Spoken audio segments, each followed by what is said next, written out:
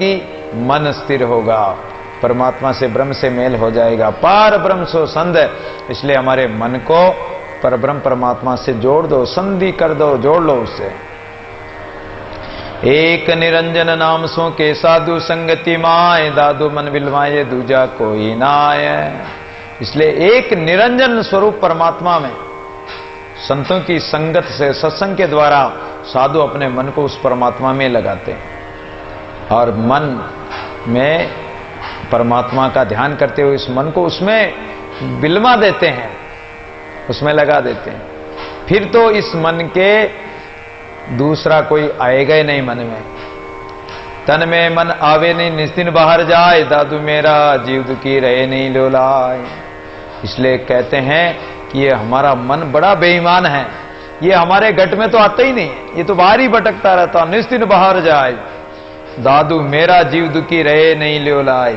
इसलिए मेरा जीव तो बड़ा दुखी हो रहा है कि हमारा मन परमात्मा में लगन पूर्वक क्यों नहीं लगता है, परमात्मा में लय क्यों नहीं लगती हमारी। तन में मन आवे नहीं, चंचल चौ दिस जाए, दादू मेरा जीव दुखी रहे राम समान। ये चंचल मन परमात्मा में लगता ही नहीं है, इस कारण हम बड़े परेशान हो रहे हैं कि इस मन को कैसे रोकें। हटक हटक मन राकत जू छिन छिन, सटक सटक चऊं और दिसी जात है, लटकी लटकी ललचाए लोल बार बार, गटकी गटकी कर विष फल खात है, जटकी जटकी तार तोरत कर्महीन, भटक भटक कौन कुन अगात है, पटकी पटकी सिर सुंदर जुमा निहार, फटकी फटकी जाय सुदो कौन बात है।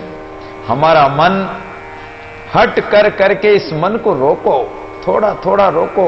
ये मन तो सटक करके सरक करके कब फिसल जाए, कब कहां चला जाए कोई पता नहीं, दसों दिशाओं में भाग जाता है और ये लटक लटक कर ललचाता है बार बार, और विषय रूपी विकारों को तो ये गटक गटक करके खा जाता है।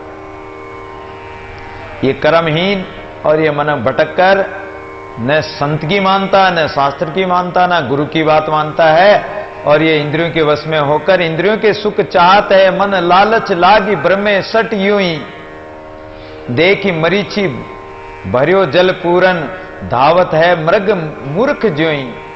सांभर की झील में आप देखो तो वहां पानी नहीं होते हुए भी सूर्य की किरणों से और नमक के कण चमकते हैं, तो ऐसा प्रतीत होता है कि जैसे पानी का तालाब झील भरी हो। तो हिरण क्या करते हैं, पानी पीने के लिए उस मृग मरीचिका जल को पानी समझकर उस पानी पीने के लिए जाते हैं। अब उसमें दौड़ लगाते रहते हैं, लेकिन जल तो मिलता नहीं। उधर जाते हैं, जल मिलता नहीं, पीछे देखते हैं तो पीछे फिर जल दिखाई देता, वहां भागते हैं, वहां भी पानी नहीं मिलता, और गर्मी में भागते भागते वो मृग मरी जाता है। ऐसे ये अपना मन रूपी मृग, ये मन रूपी हिरण संसार में, इस संसार की झिलमिलाहट को देखकर सोचता है कि मुझे सुख मिलेगा, मुझे संसार में प्रेम मिलेगा, मुझे संसार में आनंद मिलेगा, लेकिन इसको न तो वो प्रेम रूपी जड़ मिलता है, ना इसको सुख मिलता है, ना इसको आनंद मिलता है, और दौड़ धूप में ही ये मर जाता है। प्रेत पिशाच निशाचर की तरह ये मन डोलता रहता है। भूख मरे नहीं दापत क्यों, ये कितने ही खिलाओ इसको, लेकिन ये दापता ही नहीं है। अगर संसार के सारे पदार्थ मिल जाए तो भी कहेगा ये कम पड़ते हैं, संसार के सब भोग विलास मिल जाए तो भी कहता है कि और चाहिए। वायु बगुर ही कौन गए कर, सुंदर दौरत है मन क्यों। जैसे हवा में बबूला बन जाता है और बबूला हवा में दौड़ता रहता, ऐसे ये मन बबूला बनकर दौड़ रहा है। कोटि जतन कर कर मोये यो मंद दिस जाए, राम नाम रो क्या नए नाई आन उपाय। करोड़ों उपाय कर लो, इस मन को रोकना बहुत दुष्कर है। कितने ही लोग मर गए इस मन को रोकते रोकते, लेकिन मन नहीं रुका।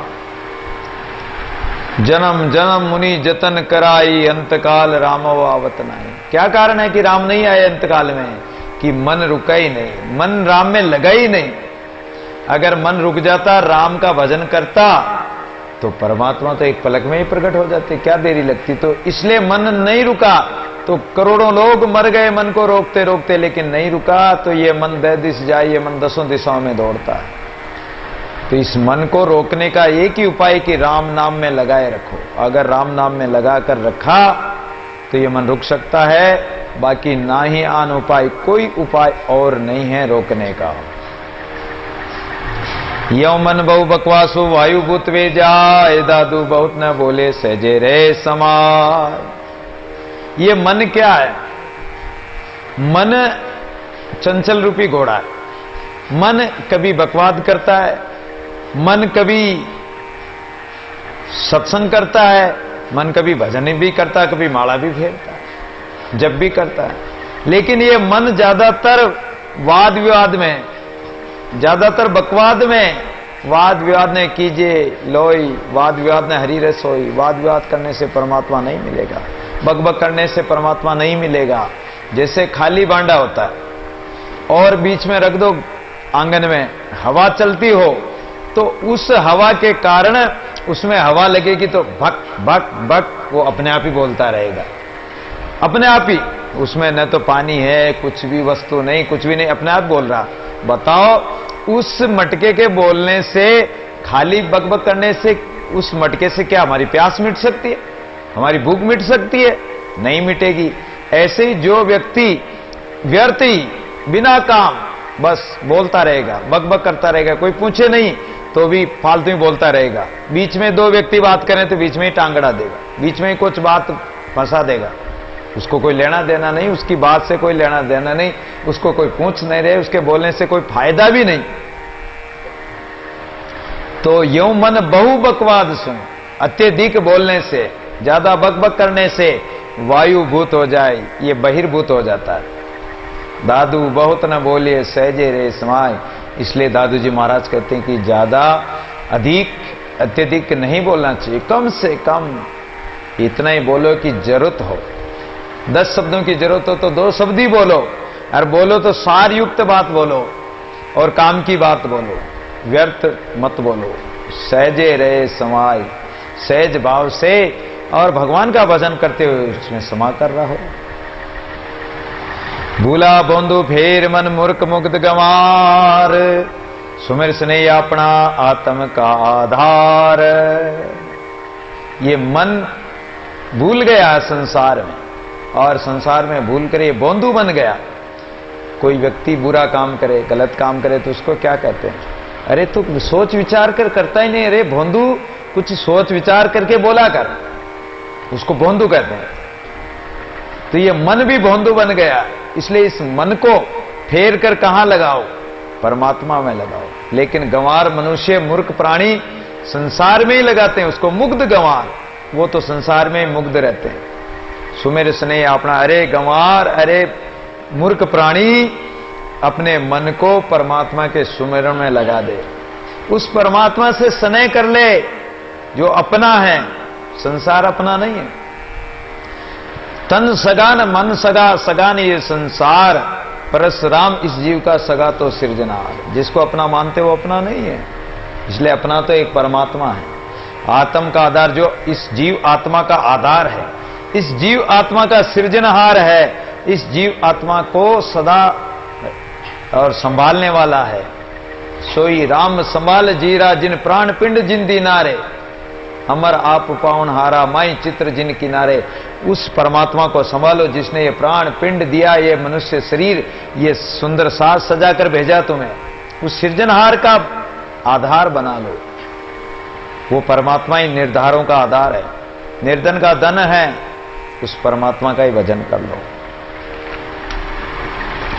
मन माणिक मूर्ख राखी रे, जन जन हाथन देवो, दादू पारिक जोरी राम नाम दोई ले।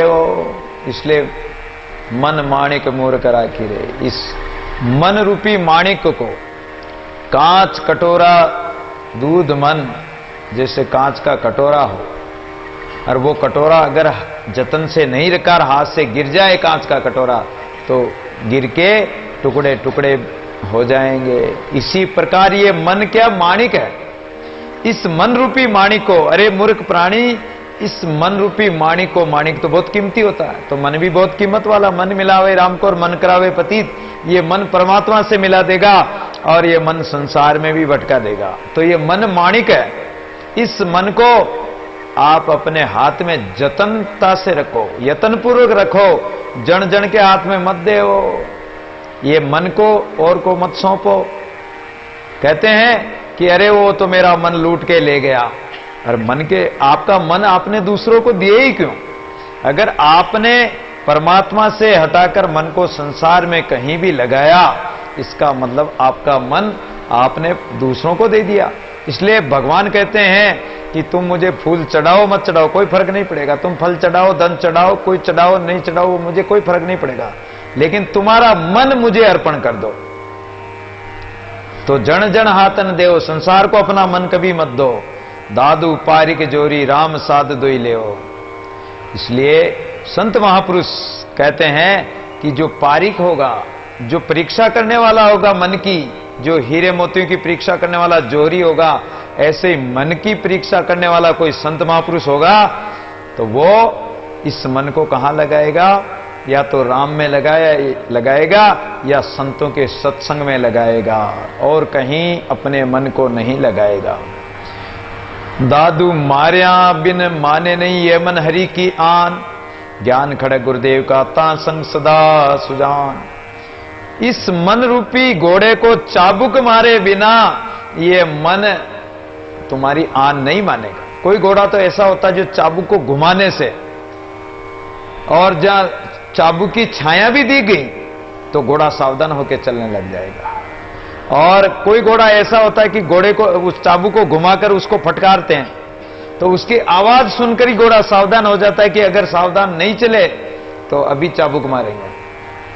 और कोई घोड़ा ऐसा होता है जो एक दो मारेंगे नहीं चाबुक की, तब तक वो लाइन नहीं पकड़ेगा। और कोई घोड़ा तो ऐसा होता दीठ, जिसको चाहे कितना ही मारो लेकिन वो लाइन नहीं पकड़ेगा, वो तो टेढ़ा मेढ़ा चलता, जो वो वैसे ही चलता रहेगा। तो ये घोड़ा कौन है? ये अपना मन ही है, मन रूपी घोड़ा है। किसी का मन तो ऐसा सरल होता है कि थोड़ी सी बात सुन ली या किसी दूसरे को देखकर ही सावधान हो जाते हैं। शंकर सावधान हो जानो देख दशा दूसरा की। अगर दूसरे व्यक्ति को पाप करने से दुख मिला, कष्ट मिला, उसको जेल हुई या उसको इस प्रकार की परेशानी आई, तो दूसरे को देखकर ही अपने मन को समझा लो कि अपने को ऐसा काम नहीं करना।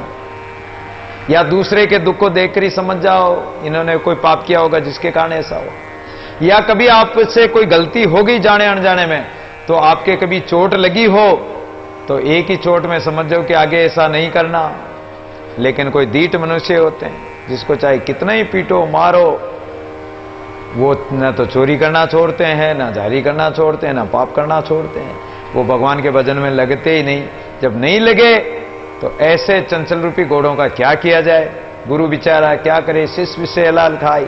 गुरु तो कह सकता है, समझा सकता है, शब्दों की ताड़ना दे सकता है, फिर भी नहीं माने तो उसका क्या करे? तो ये मन मारे भी न माने नहीं।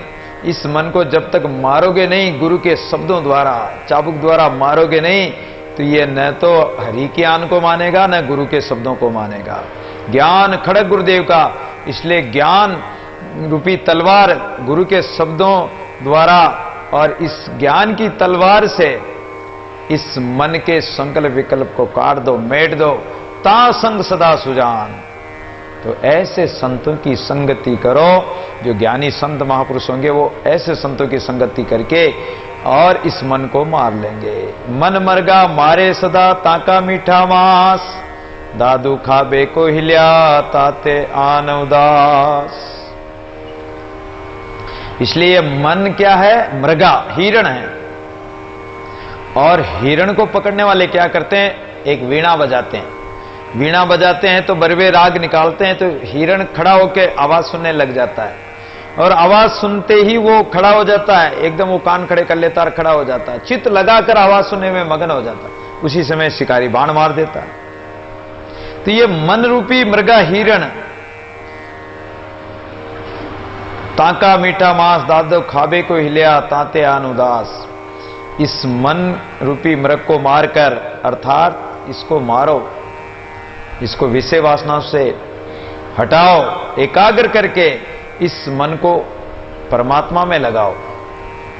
और जब ये मन एकाग्रता में जो आनंद आता है, उस मन को मारकर जो आनंद रूपी स्वाद आएगा, उस स्वाद को अगर तुम खाओगे और एक बार राम नाम रूपी रस का स्वाद अगर आप खाने लग गए, खाबे को हिलिया अगर खाने में हिल गए, तो फिर संसार के रस सब फीके हो जाएंगे, नीरस हो जाएंगे, सब फीका लागे, संसार के पद पदार्थ सब फीके हो जाएंगे।